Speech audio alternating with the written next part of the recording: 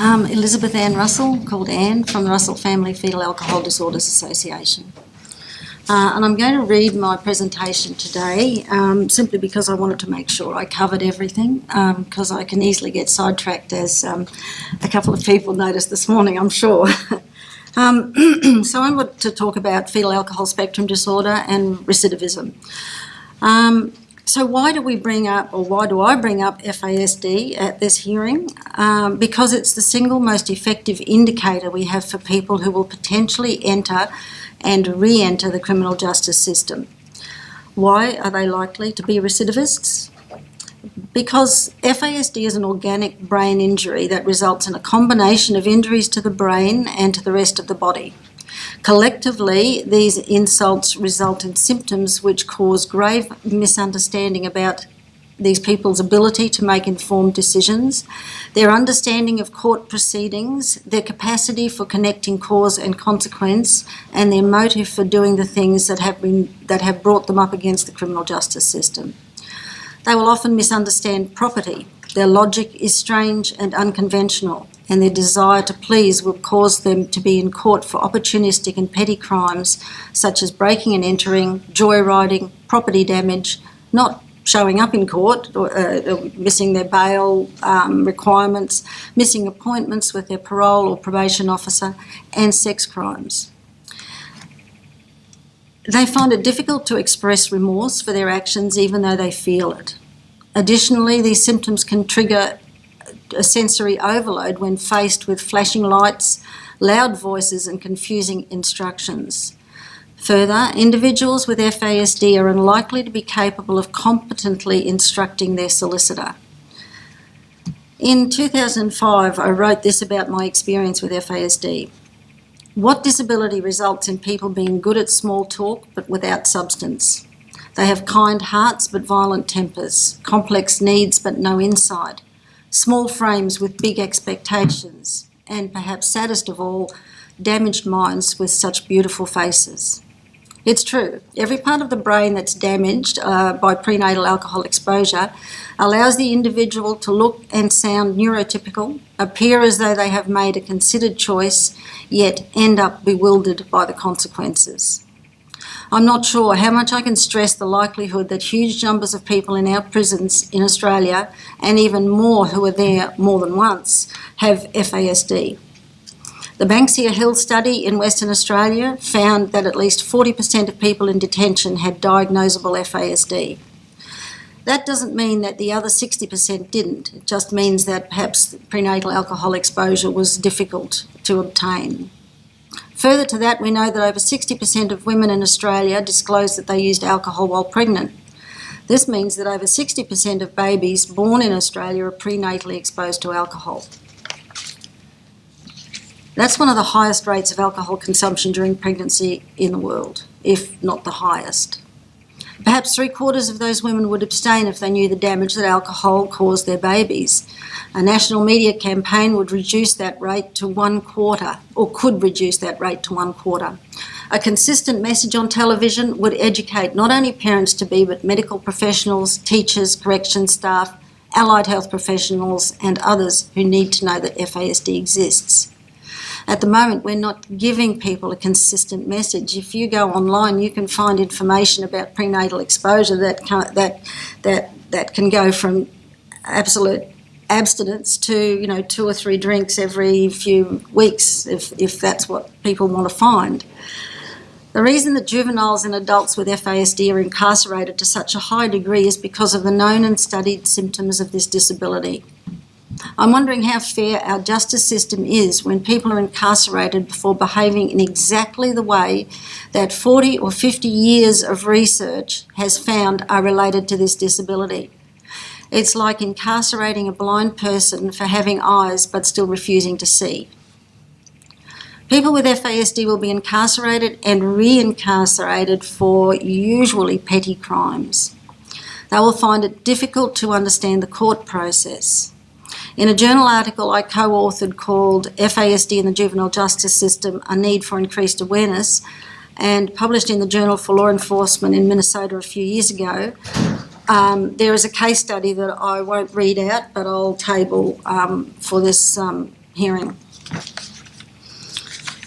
So the boy in the case study doesn't deserve to spend time in the juvenile justice system. This young lad's brain function is compromised. He won't make appropriate decisions because he can't weigh up the consequences of his actions. He isn't a criminal, he's a child with a disability.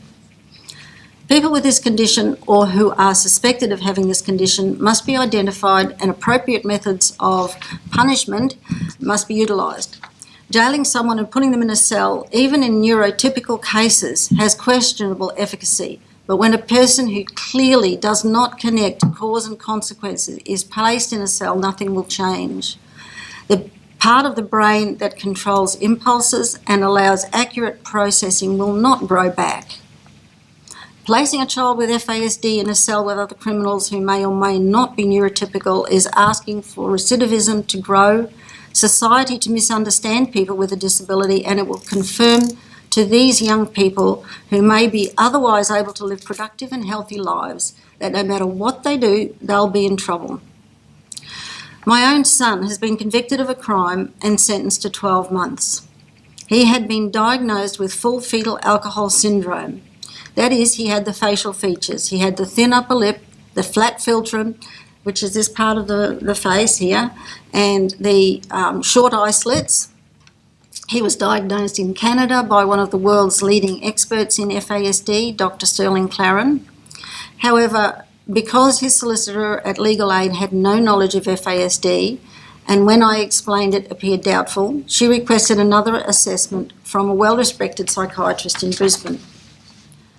In his report, he said that my son did not have FAS and that his problems all stemmed from his drug and alcohol use.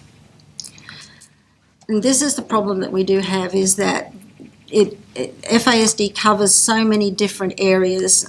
Secondary disabilities include drug and alcohol use to mask anxiety and depression and fear and all the things that go with never seeming to be able to do the right thing.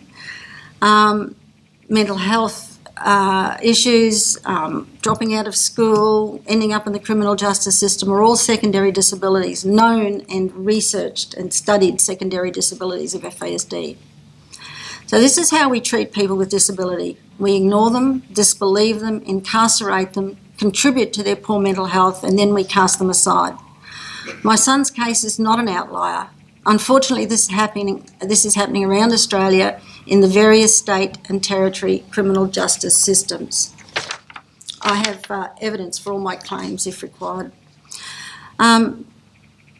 The following are the most important things as I see it for a person with FASD or suspected FASD convicted of a crime. Firstly, they must be diagnosed. If they have to be incarcerated, they should be held in a farm-type environment, strict but productive. Routine and structure are very important for people with FASD. This environment needs to teach people with FASD and others the skills involved in daily living, such as cooking, cleaning, paying bills, and other life skills that we all take for granted. They should be linked with services, including the Public Trustee and the Office of the Public Guardian, and other services such as advocacy and disability, NDIS. These relationships should be established prior to their release. And of course, they need to have supports after that. I'm not suggesting that after release everything should cease. They need this condition is lifelong. Brain injury won't. It's irreparable. So the supports need to be there throughout the life of the person.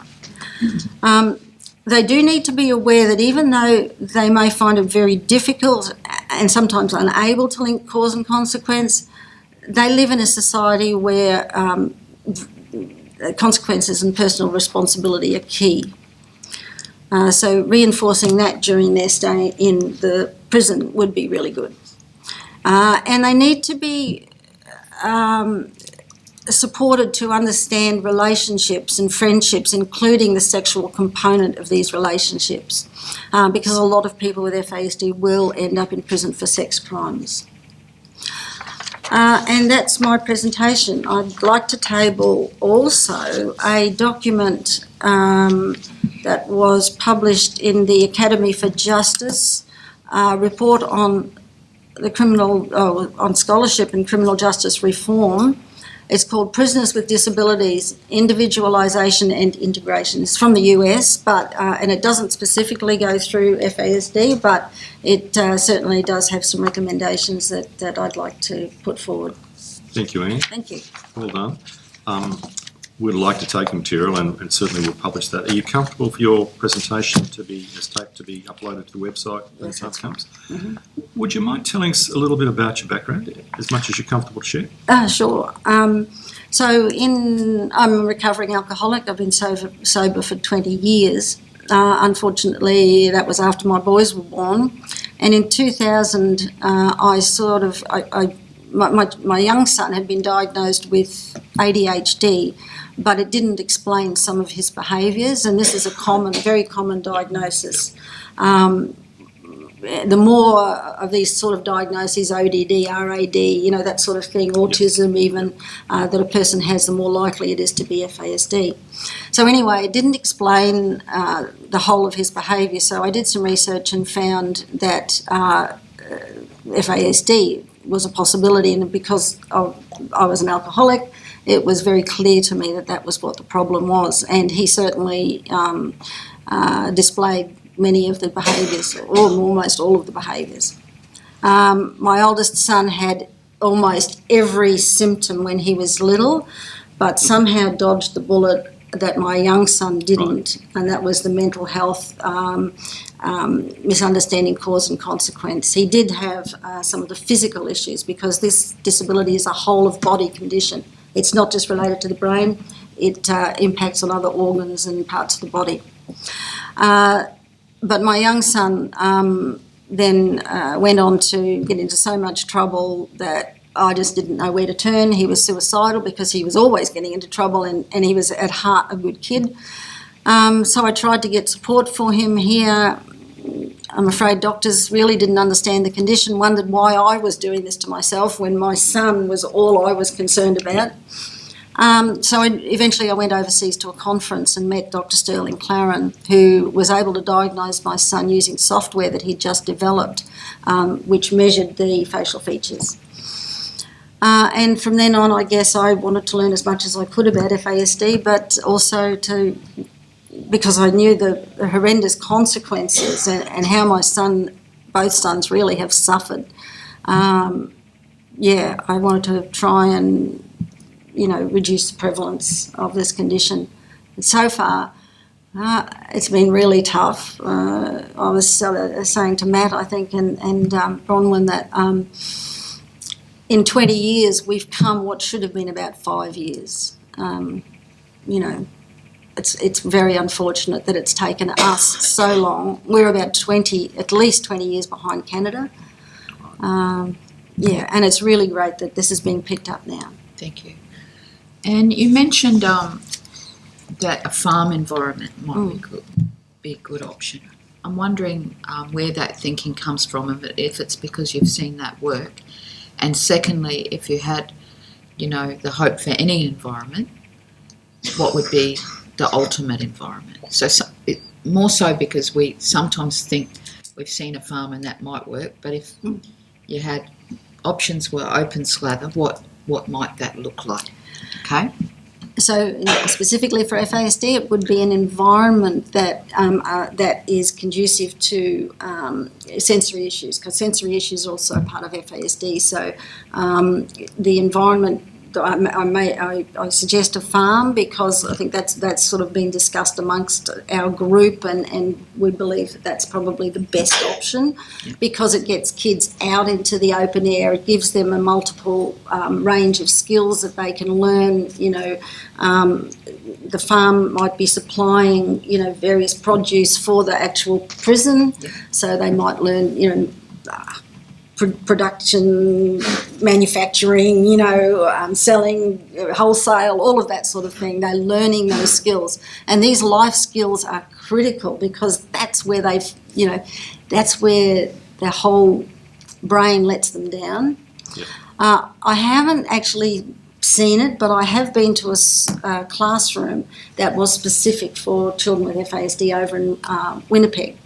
And I would like to see that environment translated into that farm environment where everybody understands FASD and understands that, because if somebody can't do something or refuses to do something, it's not because they're being, disrespectful or, it's because they can't do it, and because so many times in the past they've tried to do something and somebody said, well, you did it yesterday, why can't you do it today? And so they're reluctant to try. They start out wanting to please everybody, and by the time they're in year, I don't know, maybe 6 or 7 or 8, they start to realise that there's something different about them. And so they still keep trying and failing, and then they stop trying. And so if we can get to them before that, that's great. But after that, then we need an environment where they actually are succeeding at things. And the only way they're going to do that is for everybody around them to understand the reasons why they've failed in the past. Thanks, Anne. That's really helpful. Can I ask you, if we go back a little early in the process, so something's happened. There's been a failure of some sort. The police have become involved, and then you get into the nightmare of needing to brief solicitors and all that sort of stuff. Yeah. How do we help? What would help in that part of the process? Let's say a crime's been committed or they've been caught doing something wrong, and then the relentless justice process starts. What sort of support would be appropriate during that period of the process? Well, you know what, I think the best support is the support that's led by people who understand the condition. There's no substitute for, people understanding why these people are making the decisions that they're making or not able to make the decisions. Right at the very beginning, like the flashing lights, that escalates their behaviour so that it might be a very simple issue, but they can't problem solve, they find it difficult to problem solve, they find it difficult to make decisions. And because of the sensory issues, they're automatically escalated. So the police might say, give them an instruction, and because their processing takes a longer time, they're standing there not doing what the police officer. So it's right from the beginning. It needs people to understand FASD. This is not just a problem in Indigenous communities, clearly. No, So Australia would have perhaps more FASD cases than we realise. And unfortunately, we don't have any mainstream prevalence rates. We have Indigenous community prevalence rates up in Western Australia, which was much, much higher than was stated in the media. But we don't have mainstream. And so until we get the mainstream prevalence rates, people are going to think it's just an Indigenous issue. And clearly, I'm here to say it's not. Thank you. Thank you. Are there any questions from the floor for Anne? I've got a question. Could you state your name if you don't mind? Yeah, sure. Ian Pearce from Lifeline Australia. My question relates to even further back, in so much as going back in, because of what you've said, it's somewhat personal. So going back to the days when you were an alcoholic,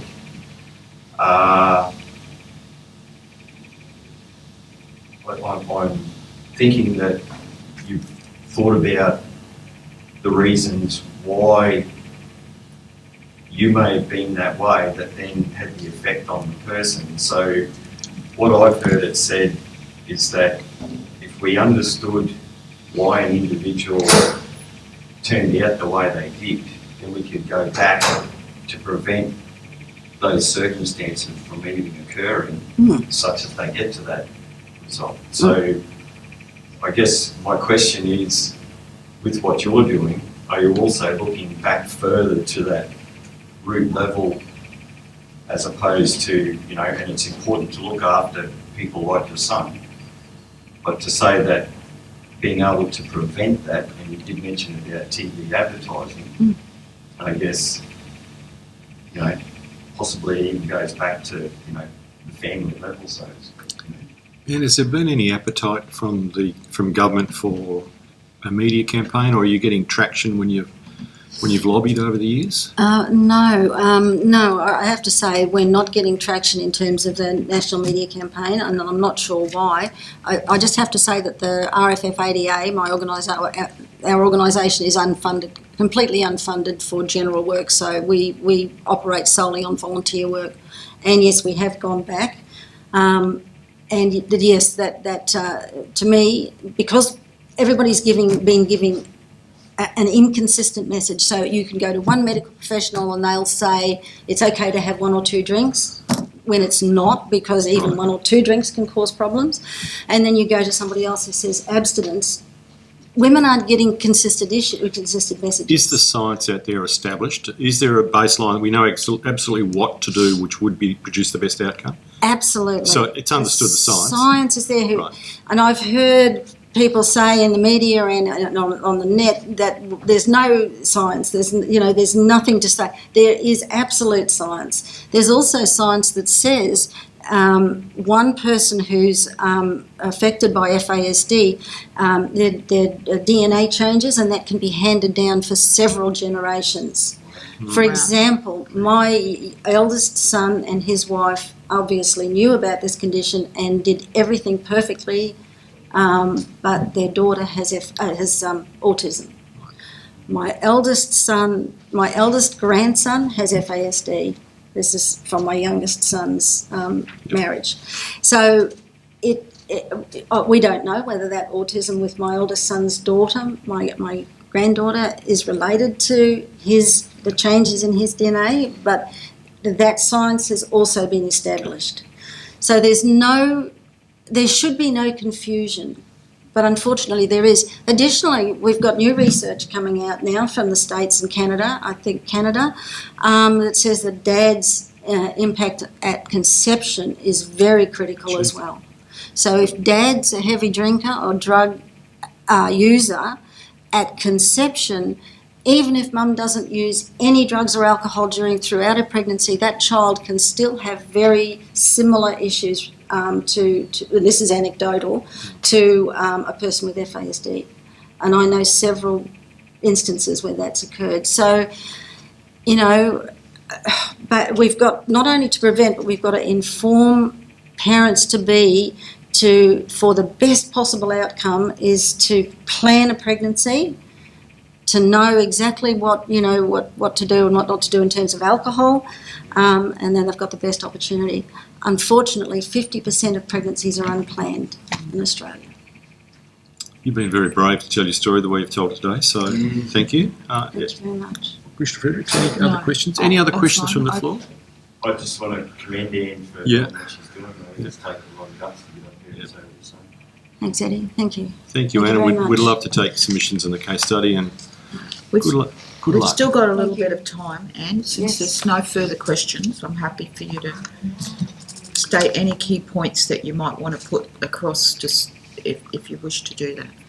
I guess it would only be an emotional plea that to understand these kids and these people, and to know them is to really understand that they're not bad people. They are, the majority of these kids, they try really, really hard. And if you saw the progression of a child with FASD who is not identified and see how my grandson, for an example, and I'm using that because this is, after the fact, but he tried so hard. He's tried to do the right thing. He tried to, learn reading at the same level as all the other kids.